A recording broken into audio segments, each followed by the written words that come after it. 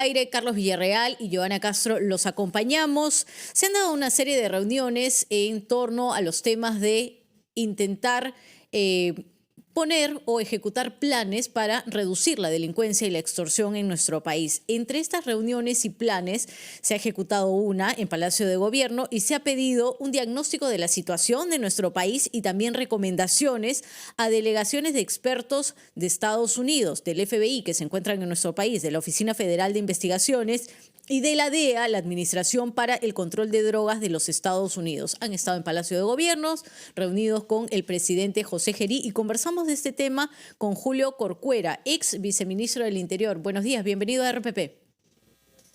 Joana, muy buenos días, Carlos, y a toda su audiencia. Buenos días, ¿cómo está? Sí.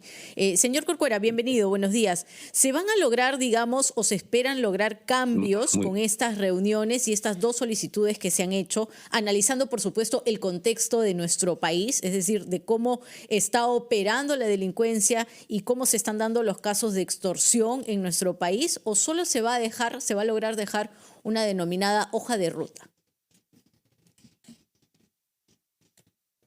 Todo proceso de cooperación internacional resulta importante en un escenario en el cual el crimen es cada vez el crimen organizado es transnacional.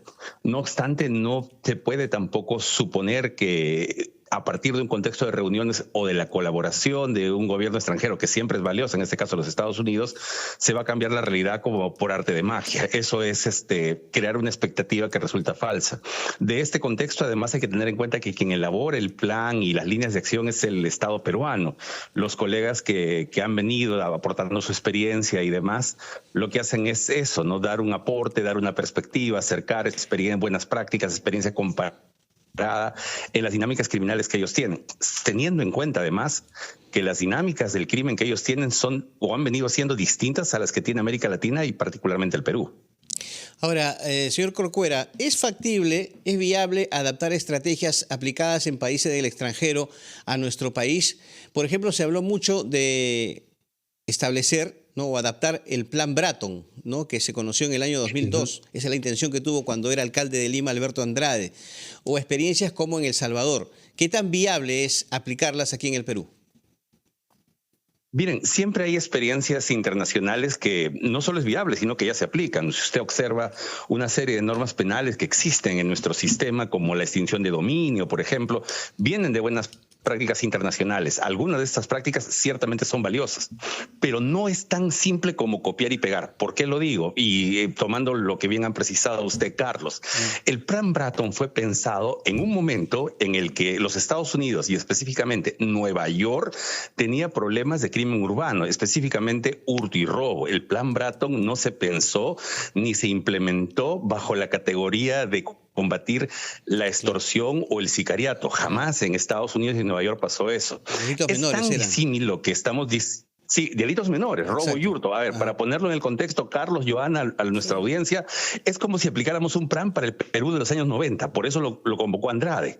Entre los años 2008, el Plan Bratton se implementa o intenta implementarse en California y inclusive con el mismo Giuliani también participa en esta implementación y también se implementa en Baltimore. Si usted ve el informe del Departamento de Justicia de los Estados Unidos sobre la implementación de los planteamientos de Bratton como Comstock, por ejemplo, en Baltimore, los resultados son negativos, de malos a pésimos.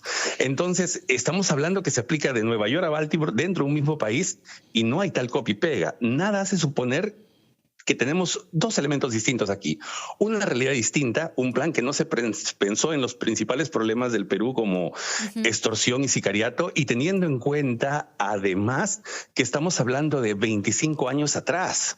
Claro. ¿No? Es decir, donde el país, usted recuerda, el 2000 había inseguridad, pero no era la de hoy. No era. Era un escenario completamente distinto. La llegada justamente de estas, digamos, delegaciones de expertos de Estados Unidos es trabajar hasta lo que se tiene entendido, claro, de la mano con la Policía Nacional. Pero ¿cómo deja también la llegada de este grupo de expertos al sistema de inteligencia de nuestro país? ¿Qué es lo que se está pidiendo constantemente que sea reforzado y que sea el encargado de trabajar planes efectivos?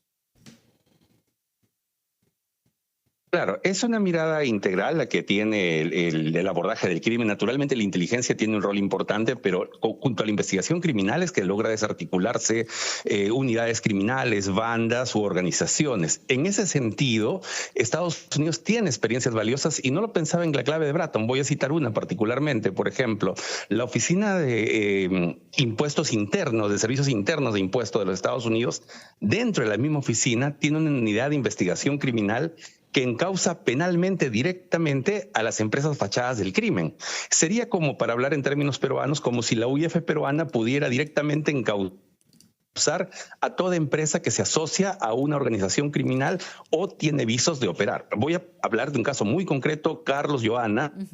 Usted recuerdan el caso del jorobado de hace poco que atacó a Agua Marina, ¿recuerdan? Claro. Que este evento en octubre generó la caída de la presidenta Boluarte. Si ustedes recuerdan, el jorobado te amenazaba, pero además del pago de cupo, te pedía que contrates a 11 de sus empresas. La que daba las luces, la que daba la seguridad, la que daba las sillas. Y estas empresas, primero, este señor tiene un LinkedIn y las empresas están en redes sociales. La UIF junto a la policía le congela su dinero y detiene esta dinámica de accionar de empresa fachada del crimen. Recordará usted, Carlos, recordará Joana, que cuando atrapan al monstruo, la periodista paraguaya le pone el micrófono y le dice, ¿usted por qué no se mudó? ¿Por qué no pasó? Y él le contesta muy claramente, señorito, usted ve cómo yo vivo, no tengo ni siquiera un ropero, mi situación es precaria. Lo que le está diciendo es no tiene dinero. Para huir y esconderse hay que tener recursos económicos. Mi punto es, lo que está en la ley rico, si uno le corta el dinero, porque el delincuente hace lo que hace por dinero, si le corta el dinero, le corta la capacidad de corrupción, le corta la capacidad de tener sicarios, etcétera. Y en eso sí es algo que me parece más valioso, más tangible y más contundente que el gobierno norteamericano puede apoyar con la experiencia que ellos ya tienen. Ok, estamos hablando, amigos de RPP, con el ex viceministro del Interior, Julio Corcuera, a raíz de la reunión que ha sostenido el presidente José Gerí con expertos del FBI y la DEA para definir un nuevo Plan Nacional de Seguridad Ciudadana. Al margen de esto, yo le quería preguntar al señor Corcuera, el presidente ha anunciado la reorganización del INPE, ¿cierto?, para convertirla en la Superintendencia Nacional de Internamiento y Resocialización, el SUNIR. ¿Usted cree que esta reforma tendrá algún impacto en la lucha contra la corrupción y la inseguridad? ¿Está de acuerdo con ella?